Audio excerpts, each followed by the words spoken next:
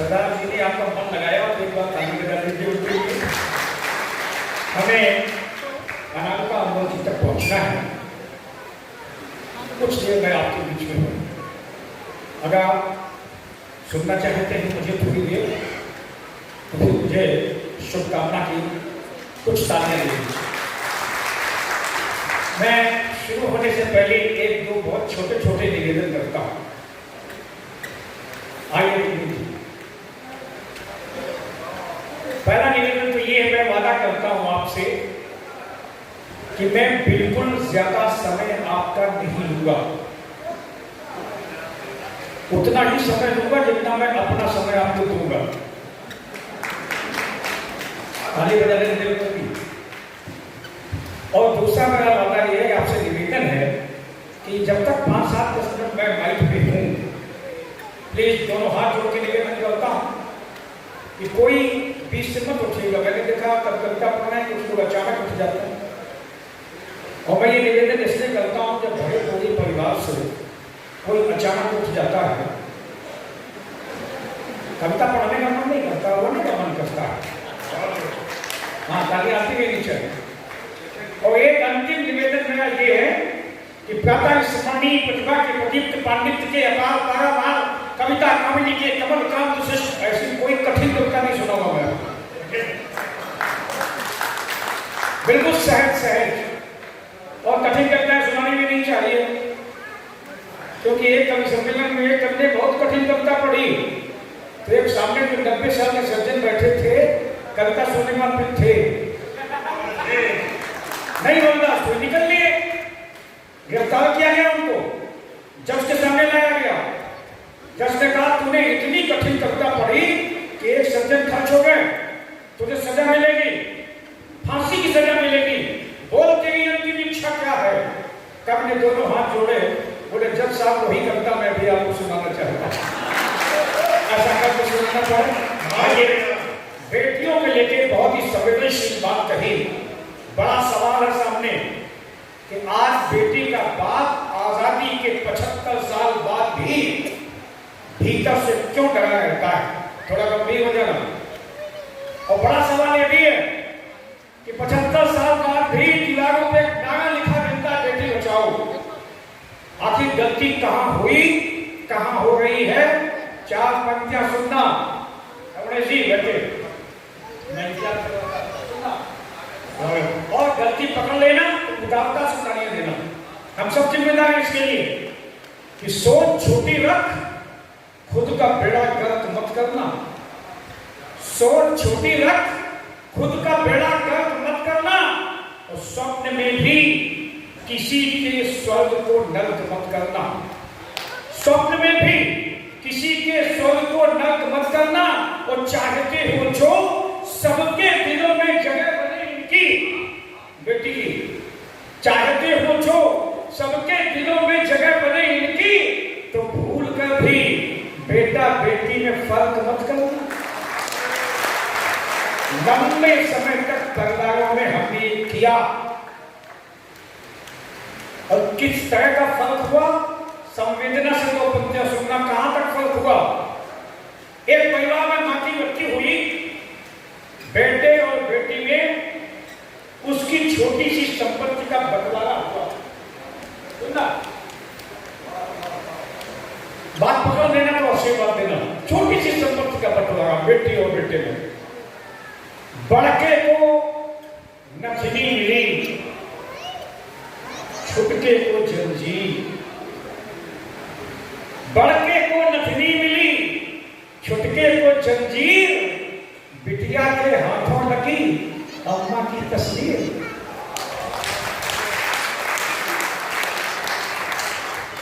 ये है मूल ठिकाना। चीजें सुधरने लगी हैं, सुधरी भी। आइए मैं व्यक्त का कवि हूं, विसंगतियों को उंगली रखता हूं, किसी व्यक्ति विशेष पर व्यक्त करना मैं अच्छा नहीं समझता हूं, लेकिन प्रवृत्ति पर मैं व्यक्त जरूर करता हूं। पिछले दिनों मैंने बहुत गुस्से में व्यक्त लिखा। जब गुस्से में बात कही जाती तो भाषा बिगड़ जाती है। हो सकता है व्यक्त की भाषा साहित्य की भाषा न हो, लेकिन जिस मुद्दे पर मैंने व्यक्त कहा और गुस्से में कहा, आपको लगे कि ऐसे कहना चाहिए था, तो ही आपका लिए बदलेगी। मैं अपने घर से उठाता हूँ। अजीब बात देश में सैनिकों ने सर्जिकल स्ट्राइक की, एक बार उसके खड़ा हो गया, सैनिकों ने सर्जिकल स्ट्राइक की, सबूत दीजिए। अभी तो क्या देने बताया, राम को भगवान श्री राम को नहीं उठ के खड़ा हुआ, अयोध्या में जन्म हुआ, भगवान राम थे, सबूत दीजिए। और राम सेतु के लिए सबूत मांगे तो लोग न्यायालय तक पहुंच गए। तो मैंने एक भेद कहा, सुनिएगा सावधानी से, ये सबूत मांगने का चलन, बात बात पर सबूत मांगने का चलन अपने दुष्परिणाम दिखाने लगा है। इसका दुष्प्रभाव हमारे घर बदलाव, इसका दुष्प्रभाव हमारे घर परिवार तक आने लगा है। उस दिन दफ्तर से लौट के मैं जैसे ही अपने घर आया, बेटे को कंप्यूटर को कुछ उल्टा सीधा करके पाया तो मैंने उसे हटाया। मैंने क्या कहा है यार, मत भूलो तुम नहीं, मैं हूं तुम्हारा बाप। बढ़िया बढ़िया बढ़िया। मैंने कहा मत भूलो तुम नहीं, मैं हूं तुम्हारा बाप। वो डरने की बजाय मुस्कुराया, फिर जोर से खिलखिलाया, बोला अच्छा आप हमारे बाप, तो एक काम कीजिए, अपने बाप होने का सबूत दीजिए। बहुत बढ़िया बहुत बढ़िया बहुत बढ़िया। बोले आपके बाप होने का सबूत दिए। तो मैंने वही बड़ा गुस्से में, मैंने बहुत गुस्से में वही बड़ा उसका ही जूता उठाया, उसकी खोपड़ी में पूरी ताकत से लगाया, तो मारे दर्द के बिलबिलाया, फिर बड़ी जोर से चिल्लाया, ये क्या कर रहे हैं आप, मेरे बाप मेरे बाप मेरे बाप। बहुत बढ़िया बहुत बढ़िया। बहुत अच्छे। मैं खुश था, मेरे मन का कमल अपने आप खिल गया, मैं बहुत खुश था।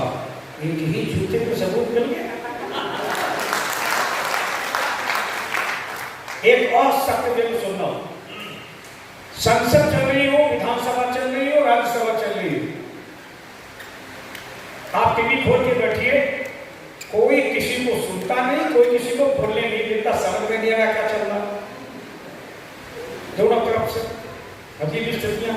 और माफ करना, टेलीविजन के सामने बैठ के जब हम किसी मुद्दे पर बहस देखते हैं तब भी हमें यह महसूस होता है कि हम सुनने बैठे हैं कि तथ्यात्मकता क्या है, और एक दूसरे को लगातार।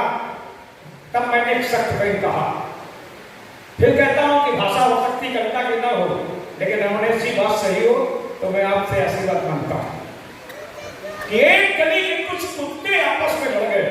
लेकिन सुनना, व्यक्ति पर नहीं है, प्रवृत्ति पर है। एक गली के कुछ कुत्ते आपस में लड़ गए, एक दूसरे को बड़ी जोर से बिगड़ गए, तो उन्हें एक बुजुर्ग कुत्ते ने समझाया, कि आप लोग अपनी तहसील में आइए, ये शरीफ कुत्तों की गली है, इसे संसद भवन मत बनाइए। बहुत अच्छे, खानाओं से संसद भवन मत बनाइए। तो उनमें से एक कुत्ता बोला, आदरणीय आप हमें गलत तरीके से समझा रहे हैं, हमें नेता बता के हमारा स्टैंडर्ड गिरा रहे हैं। हम कुत्ते हैं, आदमी को तब सुनना उसका, हम कुत्ते हैं, आदमी को काट ले तो आदमी थोड़ी सी दवा में ठीक हो जाता है, जबकि उनका काटा पानी तक नहीं मान पाता है। नेता काट खाए तो पूरा लोकतंत्र बीमार हो जाता है, पूरा लोकतंत्र बीमार हो जाता है, पूरा लोकतंत्र बीमार हो जाता है। लेकिन कहीं से भी निकलता है, लेकिन कहीं न कहीं समाधान देने की कोशिश करता है। ये सरदार मंदिर से बहुत महान है, बातों बातों में फंसाते हैं। देखा आपने कैसे सुना? एक दिन हमसे हरियाणा से आते हैं, एक दिन हमसे उन्होंने सवाल कर दिया, पूरा नक्शा बताइए कि कोई मौलिक बात बताइए कि हरियाणा में और उत्तर प्रदेश में क्या फर्क है। हमने बताया इनको, हमने फर्क किए कि हरियाणा वाला पहले बाबा बनाते हैं,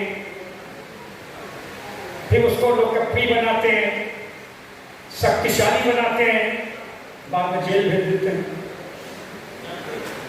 कितने बाबा जेल में वहां, और हम यूपी वाले बाबा बनाते हैं, मजबूत बनाते हैं, शक्तिशाली बनाते हैं, लोकप्रिय बनाते हैं, तो हाथ में बुलडोजर थमा देते ताकि सब कुछ ठीक चलता रहे। अवस्थी जी ऐसा है, हमारे बाबा में तुम्हारे बाबा में एक फर्क है। हमारे बाबा के पास हनीप्रीत थी,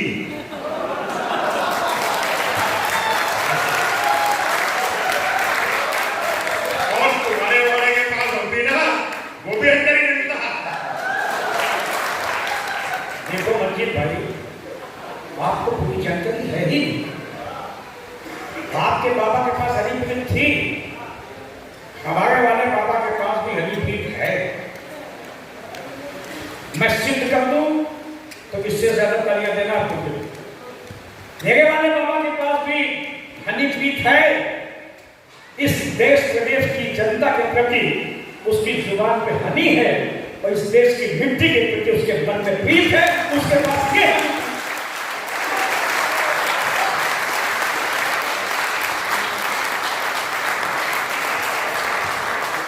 आइए एक विसंगति पे और माफ करना। अक्सर ये मुझे अति के बदले बताया था कि ठीक कर रहे हैं। चलिए इस बात लंबी हो जाएगी, क्योंकि एक विसंगति को हमारे परिवारों से एक विसंगति आने लगी है। यहाँ नौजवान पीढ़ी भी बैठी है, इसलिए मैं निवेदन पूर्वक एक बात कहना चाहता हूँ। ये विसंगति नहीं आनी चाहिए। मैंने दुनिया के 24-25 देशों की यात्रा की और सब जगह मैंने देखा कि भारतीय संस्कार बहुत मजबूती से जिंदा है। फिर हमारे यहाँ ये स्थितियां कैसे आने लगी?